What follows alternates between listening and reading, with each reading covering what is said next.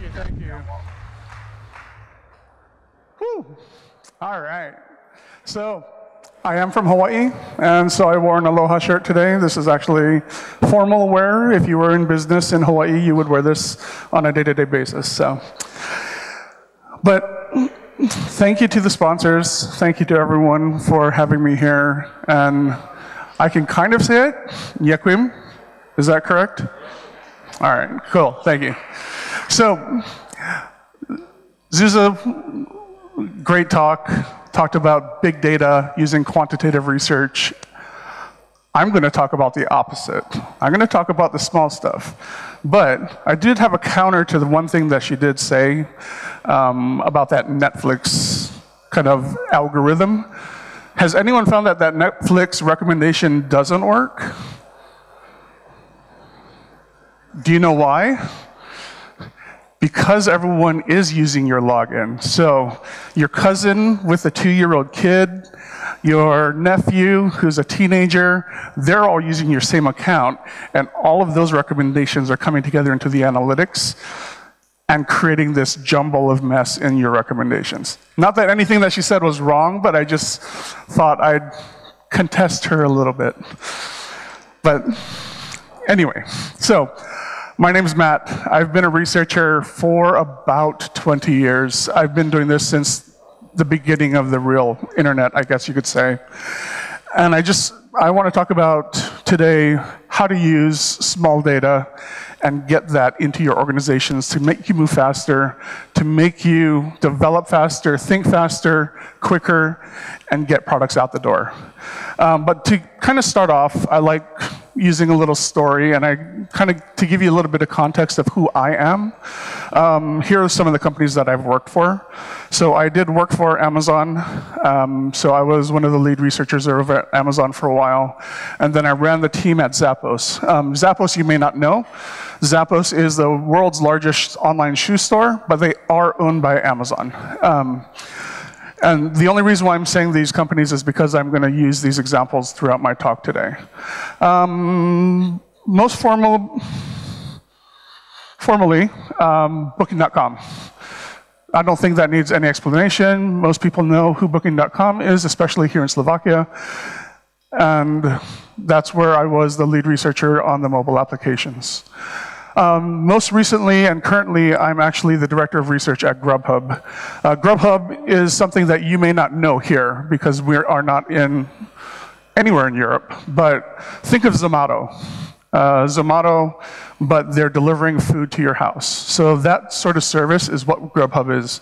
If you know Deliveroo, if you know Foodora, if you know Just Eat, those are similar services, but we're processing, almost 300, even sometimes up to 500,000 orders per day. We're sending out $3 billion in food in the US, and we're in over 1,100 cities. So that's kind of the context of where I work and what I do. But let's start with how I got here. So there's a little city called Puyallup, Washington, near Seattle, all the way up in the Pacific Northwest. Google says it's about 1,000 euros to get there. Don't go there. There's nothing to do there. The only two things that they do there is car dealerships and this big state fair. And this big state fair started in 1900, and this is one of their first ads. You can do it at a trot, you can do it at a gallop, you can do it real slow so your heart won't palpitate.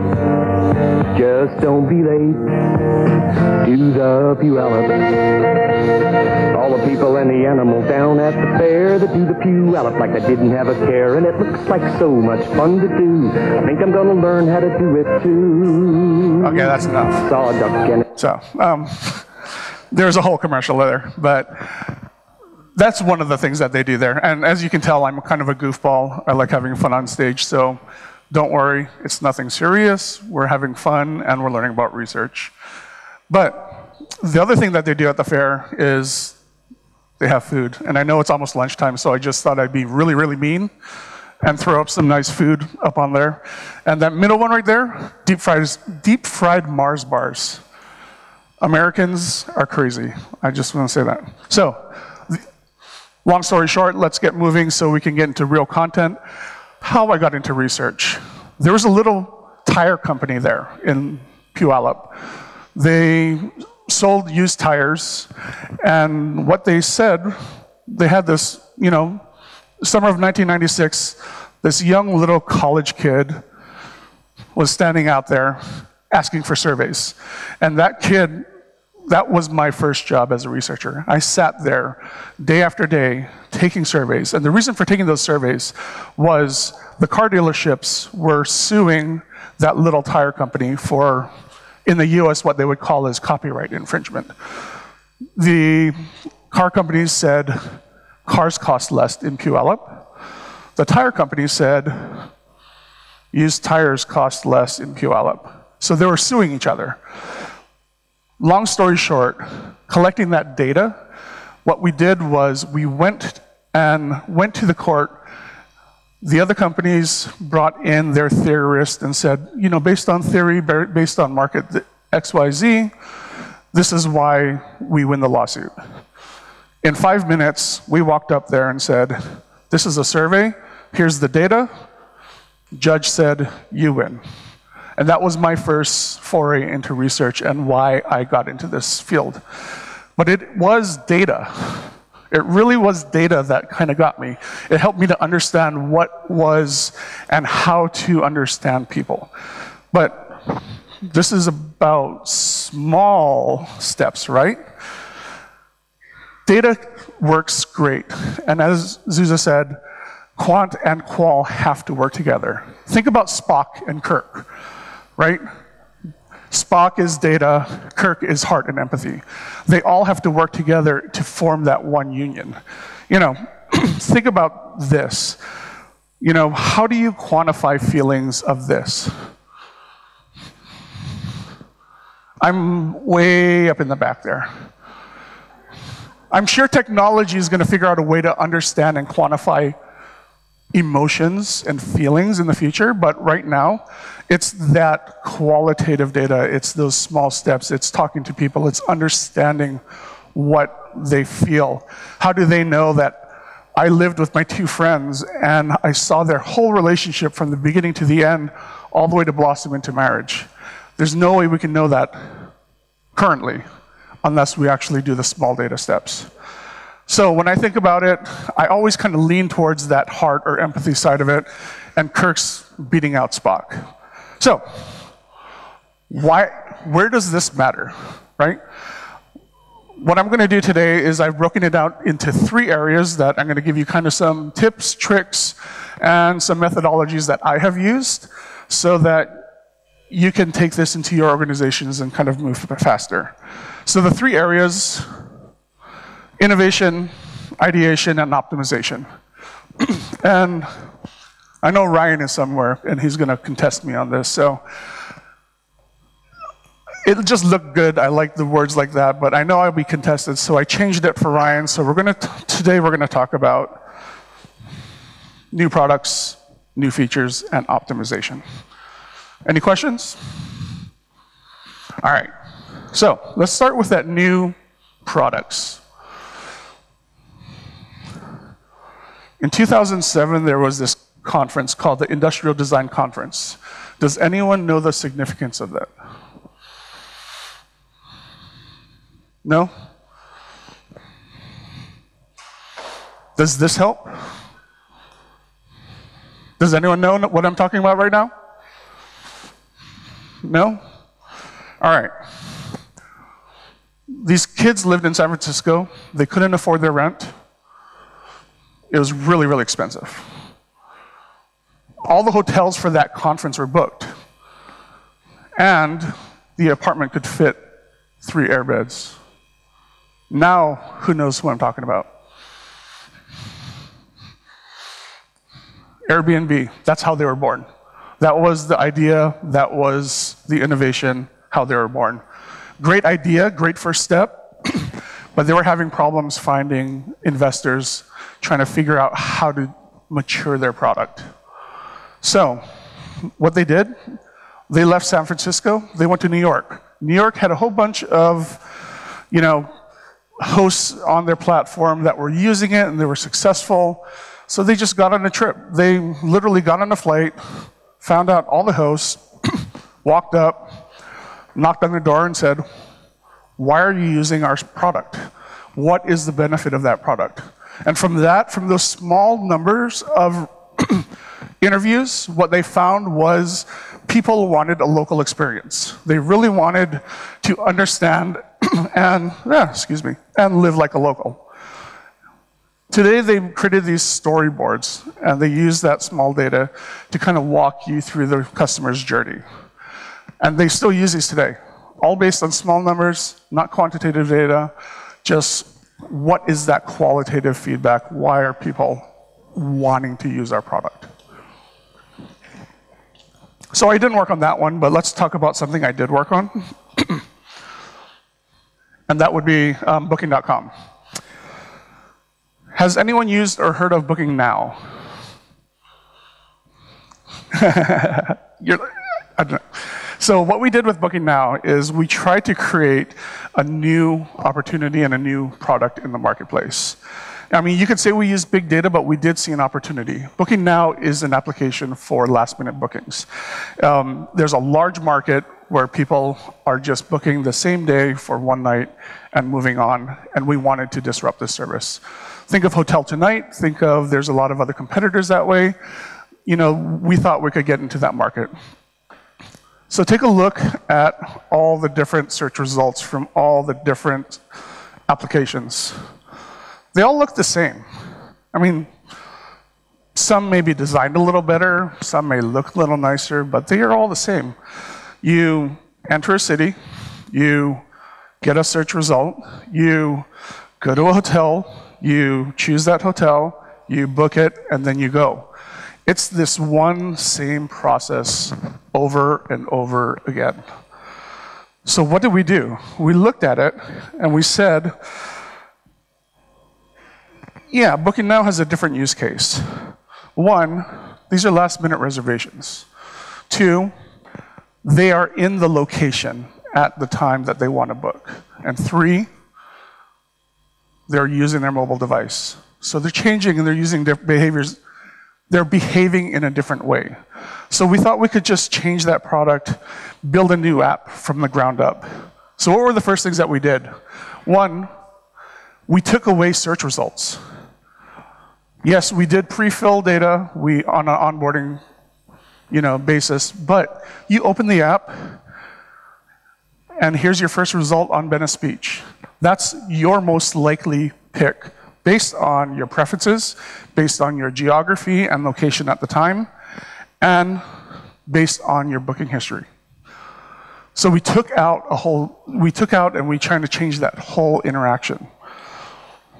We didn't have data to support this, and we didn't know if it was going to be a success, but we tried it out anyway. Secondly, let's say you're in Vienna, and it's midnight, you got through in the train station, and you need that hotel. You need something quick, you need something fast. So we kind of changed that as well. We changed it into a 3-tap process. So you get that first result, you tap on that hotel, you tap on reserve, you tap book, and you're on your way. So we kind of changed and disrupted that whole industry to figure out if we could change the way people are traveling, especially in a last-minute scenario. So the last thing that we did was we were taking advantage of the different behaviors that people are using with their phones. So swipe interactions are different. On this, yeah, we took away the search result, but you see the little chevrons here. You could actually swipe to different results. So there was still search results, it's just that it wasn't visible.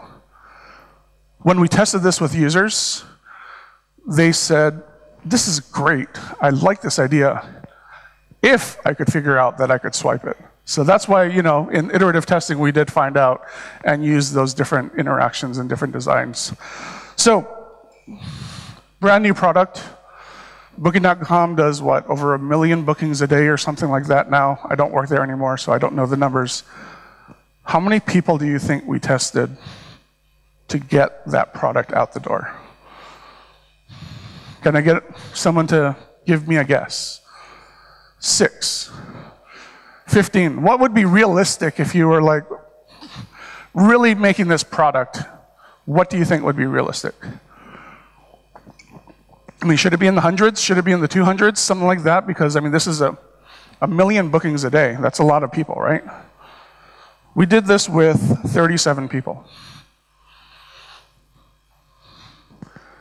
We did 3 in-homes, or ethnographies in London. We did 2 lab studies in Amsterdam. And then we vetted it out in both San Francisco and New York.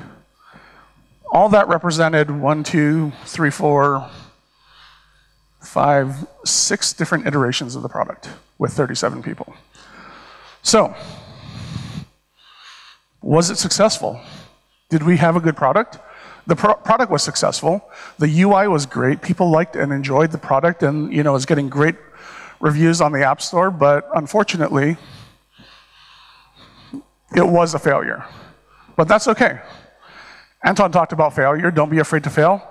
I talk about the same thing. But what can you learn from that failure? Why was it a failure? It wasn't a failure of the product. It was a failure that the business model didn't hold out. So last-minute booking is typically one night. That means a significantly smaller transaction. It means that you need a lot more people booking to make the revenue. So the model didn't work. That was fine. How do we learn from this? How do we change and adapt? We still use these different UI interactions to try to change the way people are using and interacting with devices. We take from the UI changes, we take from the geolocation, we take from the swipe interactions or the pinning of your favorite hotels to really keep on taking some of those features and moving that through other products. So it's a failure, but it's still alive. It's still in there, it's still moving, and they're still iterating. So, new products. Onto new features. Let's see. On new features, what I'm going to talk about is 2 different ways that I have used to kind of understand, uncover, find, and test new features on the marketplace. The first is a monthly task-free test, and the second will be field studies. So what do I mean by monthly task-free test? A monthly task-free test is our monthly usability test. I instill this in all my teams that I mentor and I teach. Every month, they bring in 6 users or 5 users. Task-free means setting the context. It's getting them to use the system the way they would. So we're gonna see, yeah, there we go. Understanding that context. If it's not real, then people have a tendency to use the product in the way that you've designed it. However, when you make it real, then they start to use the product in a different way. Ways that you didn't expect it, right? So, at Amazon, when you did a task list, when you did a task-based test, you had to be gender neutral. A book, a television, electronics. You couldn't do clothing. You couldn't do things that were gender specific. But when I got to Zappos, and I said, all right, the task 1 is to find a pair of red pumps. How would you answer that if you didn't wear red pumps? Not going to say gender, but that was hard. So we took out the tasks. Same thing with Booking.com. Let's talk about Vienna again. So Vienna is very close to here, 50 kilometers away. You probably know Vienna. You probably have a preferred hotel. You know the city, you know the area. How does that differ when you're booking compared to someone who's like myself from New York, and I haven't been to Vienna since 2005. I don't know. How does this interaction change? How am I going to use that, and how is that going to change? How do you know if these are locals or if these are actually tourists? This is my favorite movie, by the way, and one is semi-local, Parisian, and one is American tourist. Second, we engage the whole team. Why do we engage the whole team? We engage the whole team because you're not the user. Has anyone heard this before? Does anyone really believe that they're not the user? Zuza does. I have a few quotes over the years of what I've collected from other team members to kind of prove that point. So, this is a better experience. It just didn't test well. Don't believe in data. You have to believe in your gut. Well, oh, typo, Matt. We added a feature because it's a better UI. This was developers. These are developers saying, well, this is a better UI, so we just put it in there. My friends and I all do this out, and so this is the way it'll work. You're not the user. You may be one of the users, but you're too close to the product. Every time that you look and every time that you touch and play with your product, you're biasing yourself and you're changing the way you're thinking about the product. Some others, the button's right there. People are effing stupid. We're building a one-page framework because it's easy. Okay, I heard this one recently. We're building a one-page framework because it's going to be easier. So when you design your UI, it has to be a one-page framework instead of a two-page framework. How does that make any sense? How does your technical limitations actually make any sense? Let's run the test longer and get significance, thinking about A/B testing. If it's statistically significant, odds are it's not going to get more or less significant. And finally, I don't care how it tested. I'm a gamer, and I want it like this. And this is actually the first generation of Xbox. So I worked on the first Xbox Live, and when we were doing the onboarding, this is what the product manager told me after showing him data after data after data.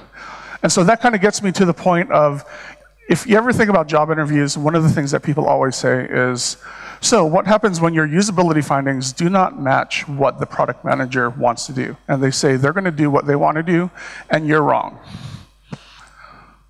I don't know what the correct answer is, honestly, but I'm actually too old and too stubborn anymore. So if they're not going to do it the right way, if they're not going to follow the data, and I'm the one that's fighting for the user, I'm out the door. To me, that's a deal breaker for companies that I want to work for. Companies that either embrace the user and want to understand that user, or to live by what they think and think is best. So that kind of gets us into that engagement, engaging the whole team. So the way we engage the whole team is developers start to empathize. They start to understand what their users are feeling. The product team starts saying, I saw, instead of I think. It's a small difference, right? I saw versus I think. When they start seeing things happen and they say, oh, I saw this happen with this user. Actually getting to the third point of personas, they start using those participant names. Yeah, I saw John over there doing that the last time. That's when you know your teams are starting to understand. That's when you know that your teams are starting to get it and think through the user instead of as themselves being the user. And the light bulb kind of goes off, right? So, well, my things to know. Anyway, the light bulb, what happens in these small monthly task-free tests? Developers say, we're too busy, we got to do work. What we did in Amsterdam was we created these rooms that are 20 or 30 people long or big, that teams can all sit there and watch the tests happening at the same time. So they can sit there, they can do their work, but they're actually listening. And even in that listening of the users, they start to pick up things, and they start to change their behavior, and they start to think like a user. Similarly, with product managers, when they say they have too many meetings and they can't attend all the sessions, this is their freaking product, you know? They're the ones that are fighting for the product. They should know the product. They should know the users. It's their responsibility to be there. So on uncovering real problems, this is Grubhub. Like I mentioned, we deliver, you select the menu, and go to a restaurant, deliver food, and that sort of thing. One of the problems is with these monthly task-free tests, if you're doing a task-free test and you're letting users explore throughout the whole process, you find out these hidden things that are outside of your realm of consciousness. So we think of Grubhub, we go to a Grubhub, let's call it Zomato. I don't know, does Zomato deliver? Or do you just look up restaurants? Doesn't deliver? All right, so let's assume Zomato delivered. So you go to Zomato, you select the restaurant, you place your order, and then your food arrives. Pretty simple steps, right? You have a pretty simple model, here's my process flow. But there's a little missing step here. Can anyone guess why or what that missing step is? It's trust. If it's a new restaurant, I don't know if the food is good.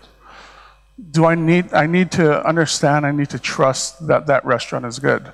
So what we found is people started going to Yelp and Foursquare and actually Zomato, if that's what you use here in Slovakia, and then going back to our platform and ordering. The same thing happened with Booking.com. People would go to the hotel and, oh, I'm going to Kuala Lumpur and I don't know if this hotel is good. I don't quite trust Booking.com, so hold on, let me go to TripAdvisor. I'll go to TripAdvisor, look it up, gain that trust, and then go back to Booking. You won't find that unless you actually do non-task-based tests. Letting people just free run. This is letting people run amok on your website. You might think it's easier to do as a moderator or as a researcher, but it's actually a lot harder because you actually need to know your product. You need to know your product front to center and let them go. Let them have fun, let them run around the site, and know how to get them through that process. Second thing in new features is field studies. It's kind of like going on Safari. You're that person watching. I can't remember, Zuza, what was your back of your business card? Sorry, I heard it. You watch people, but not in a creepy way? I said it differently. I'm a professional peeping Tom, but yeah, we get it. Same thing. Going out into the field, living like the user. What we really need to know is observe them in their real behavior, right? So observe the real behavior and empathize with the user. So, Amazon.com. What we did was we went to people's houses at holiday time, Christmas time, and we understood what we, sat there in their house and said, okay, you still have to holiday shop, looking at what they were doing. How does the urgency of that shortened, compressed time change their behavior and how they shop? And so we did this at Amazon, and they still do it today. But the things that we found in a lot of field studies throughout all the different companies I've worked for, there's things like multi-person scenarios. We're sitting in LA with a mother. We had recruited her for Zappos, and her income was pretty low, but her purchases were pretty high, and it really didn't make sense. So we went to her house and we sat with her. I think it was literally like 3 or 4 hours that we sat with her and watched her interact and shop with our site. And she was sitting on the couch and she was shopping, and she would only shop for her kids. She shopped for her son and she was shopping for her daughter, and then all of a sudden the daughter was like $400 designer high heels. What's going on, right? And then $500 designer high heels. And then she's like, oh yeah, I normally shop for my daughter and she's upstairs, but we do this together. So we brought her down and they started sitting together, mother and daughter on the couch. The daughter pointing on the screen saying, Mom, look at this, look at this, look at this. And the mother with the laptop trying to navigate the site. The only way we could actually see that interaction is if we were in the field. People don't use their laptops, people don't use their desktops or their phones in a lab. They use it on a couch. They use it on a bed. They use it on a train. We did see a lot of beds, by the way, which does get a little bit creepy. But what was that difference? Why was that mother spending so much money? What we found out later was that daughter was actually a celebrity. And these were all purchases for her red carpet appearances. So it was really interesting. You get some really keen and good insights with these small numbers. Finally, we can go into the restaurant workflow. And I'm probably going to run out of time, so I'm going to start moving a little quicker. At Grubhub, we have 3 products. The diner, where you're ordering food. The restaurant, where they're receiving the orders for those food orders. And then the driver, who's going to pick up the order from the restaurant and take it to your house. So a restaurant workflow is super chaotic and busy. People are running around, they're doing a lot of things. So what we did was we actually go and we shadow these restaurants on a weekly or bi-weekly basis. So take a look at this restaurant here. How many pieces of technology do they have? They have 2 registers, there's a credit card machine, 2 telephones, 2 printers, a fax machine, a laptop, and way up in the corner there is our Grubhub tablet. We cause friction. The restaurant workflow is very chaotic. It's moving so fast. We cause friction into that. And only by going out, talking and watching and observing these restaurants can we find out how we can better reduce that friction in the workplace. Similarly with drivers, we do the same thing. We shadow them. We sit in their cars. I almost died 2 weeks ago in a car, but that's beside the point. Or we'll attach GoPros to the helmets of the bikers. We just need to understand what are their pains. So what could the pain be of a driver? So let's go back to kind of Microsoft. This is Microsoft's campus in Redmond, Washington. I don't know how many buildings they have at this point, but Bill Gates used to be in building 21. So Bill orders some food. The driver goes there. Scale of this, 1 to 2 kilometers by 1 to 2 kilometers. Address says Microsoft Building 21. We were wondering, why are our drivers taking more than the 20 minutes allotted to deliver their food? If we don't identify, if we don't understand their pain and empathize with them, we are not going to find out that this is a problem. They're coming over here, they're driving through the whole campus, they're following the signs to Building 21, but to get there takes an extra 10 minutes. There's also parking. This is Pacific Pie in Portland. Right now, no cars. The night we went, full of cars. The driver had to go around the block 5 times. Finally, he just stopped right where that red car is, in the middle of the street, hit his hazards, jumped out of the car, and ran to pick up the food. Only way we can empathize is to observe. But the biggest thing that I really want to share with you, and you really, of everything that you see here today, take away, is check your devices. And what do I mean by check your devices? It means making sure your batteries are charged, making sure your tape stock or digital storage units are available, and make sure your audio works. We did 80 hours of these studies, and the audio cable was unplugged. All right, 5 minutes. Woo! Let's get into optimization. This might be quick. On the optimization side, optimization can be big data, can be, quantitative and qualitative, but usually it's a mixture of the two.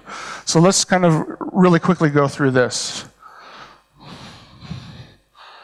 The 3 areas I want to talk about are iterative testing, the right model. So in iterative usability testing,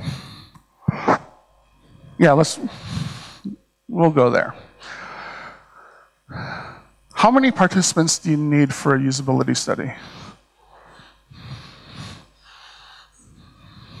6? 10? I've heard from an agency, to run a usability study, you need 50 users.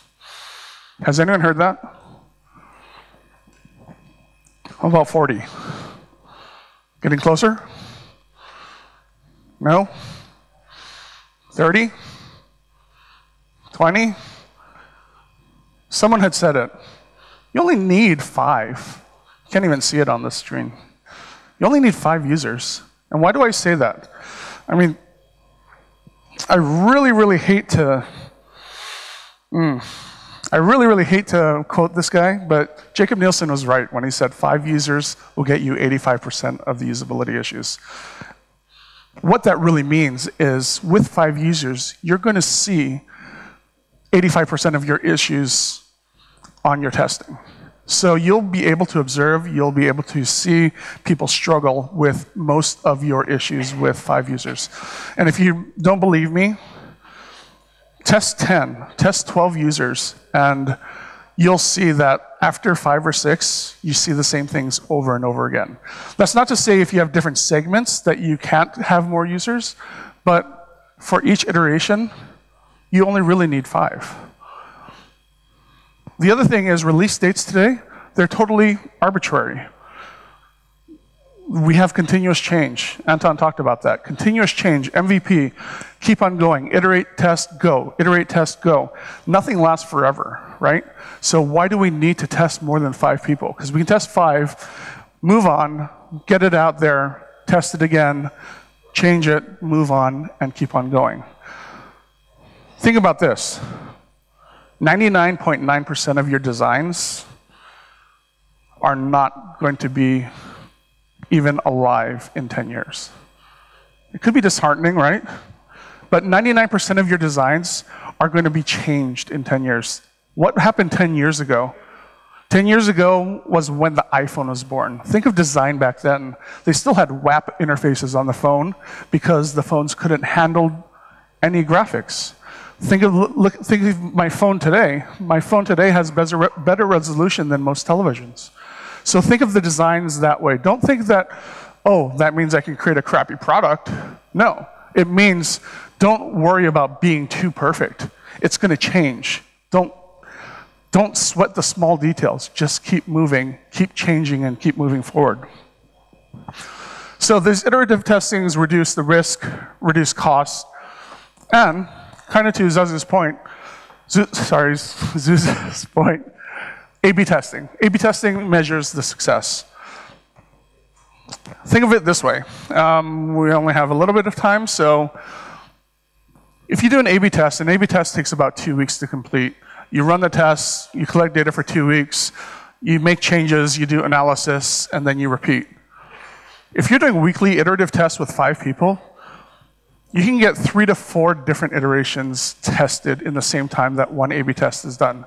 It's not to say that one is better than the other, but it's to say that you can use both. If you have small things and you want to test them, you can actually do a lot of iterations really quickly. So we'll get into, I'm going to skip the open lab part, but let's go to the write testing. Has anyone heard of or done write testing before? Have you found it useful in your organization? Sorry, say that again? On a daily basis? Great. So yeah, write testing. Rapid iterative testing and evaluation. The way that I use it in my organizations are pretty much a 3-day sprint. So day 1, after we have a prototype, day 1 we're testing. We have 3 usability tests in the morning. In the afternoon, we make any changes. We evaluate and make changes. The next day we do the same thing. We do this over 3 days, and in 3 days we have a prototype that has been tested and iterated upon 3 times. Designers hate me for this, and my researchers hate me for this, but after they get through this process, it's really good. It's best used for low to mid fidelity. It's also earlier stages of the product because you can make bigger changes and bigger swings. And it also helps to understand complex problems. So similar to kind of, like what Zuza was saying in her questions of how do you do a complex redesign, you can also do that with the right method because you can take small chunks and you can go over and over again and you can start iterating. Open Labs, I think we are out of time, so let's, if you have any questions about that, come talk to me at the end. But that's it. So I know you guys might be a little bit hungry, and we're a little bit over time. So why don't we go ahead and take some questions?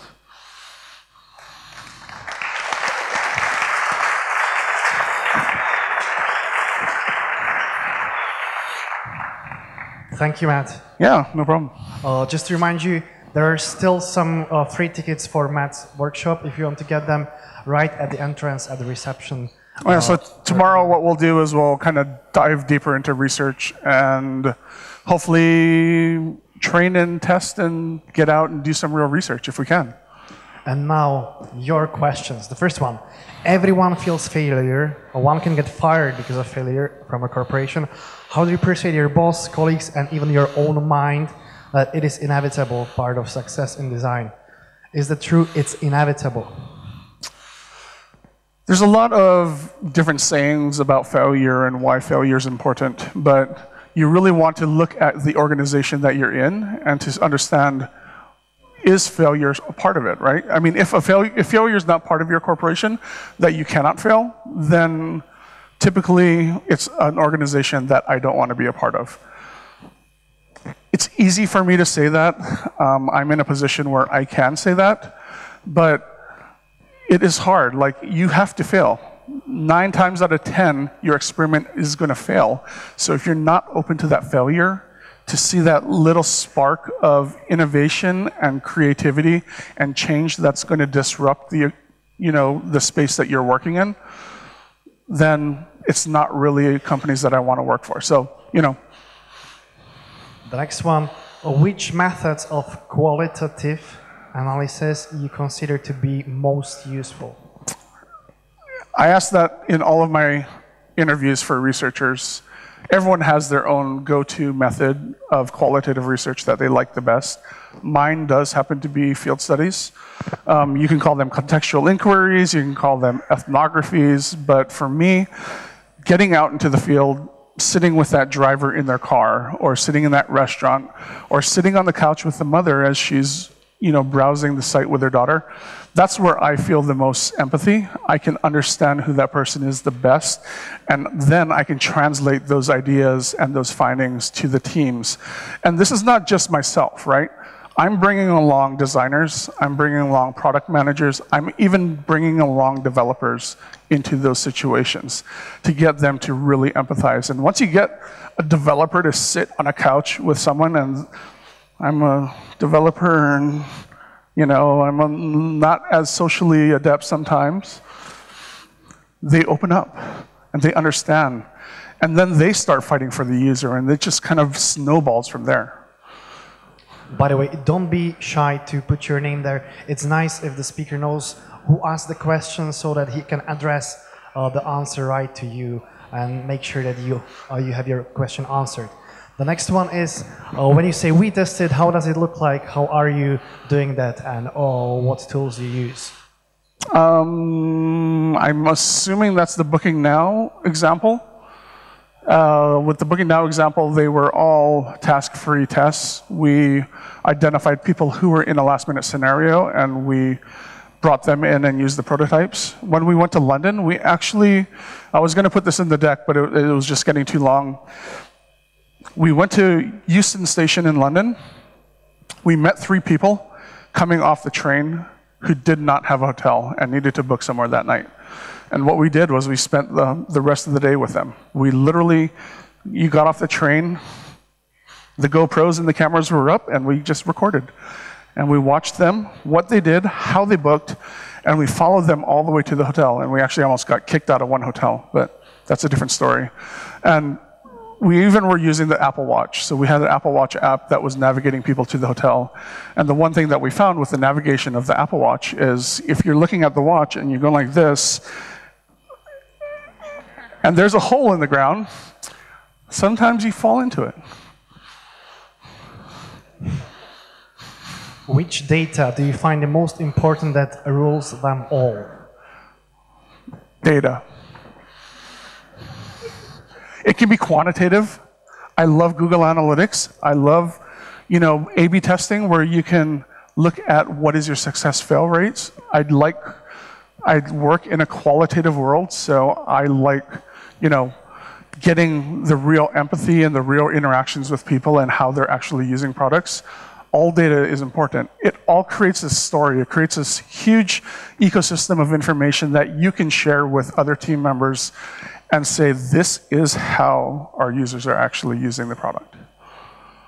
We're getting more personal with the next questions. The next one, was there something you've learned that changed your professional life forever, changed the way you see things, or a breakthrough? What do you mean by that, Dexter?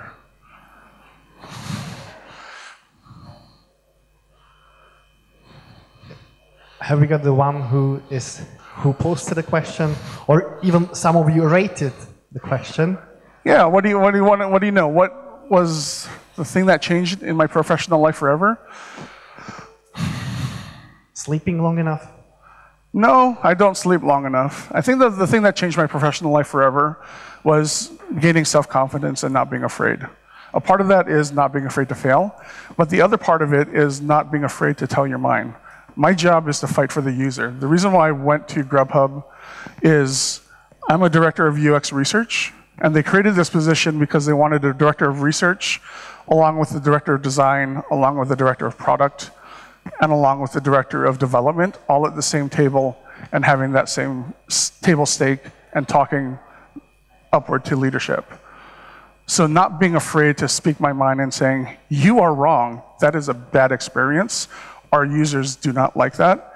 Instead of saying, oh, well, technology is going to build it that way because it's going to be 3 weeks easier and faster to do. That was probably one of the biggest breakthroughs in my career. And we'll agree this will be the last question. The rest of them will be answered on the website. You went to people's houses during Christmas time. How did you recruit those people? Are they willing to help? Because many people in Slovakia think they will not be useful, so they don't want to be researched many times. It was interesting, right? So when we recruited the people, we actually had to raise incentives. So we gave them $300 American to do this. And when we screened them, we asked them, had they completed their holiday shopping? Yes or no? No. Who do you have to shop for? As long as it was an immediate family member and their spend was going to be around $100, $200, we kept on going and we recruited them. And then at the end of that, what we actually did was said, okay, now stop. We're going to be at your house in 3 days, but in order to be part of this test, you cannot research, you cannot actually purchase for your family, and you got to let us come and watch you do the study. And it worked. So this will be it. Thank you very, very much, Matt. Thanks.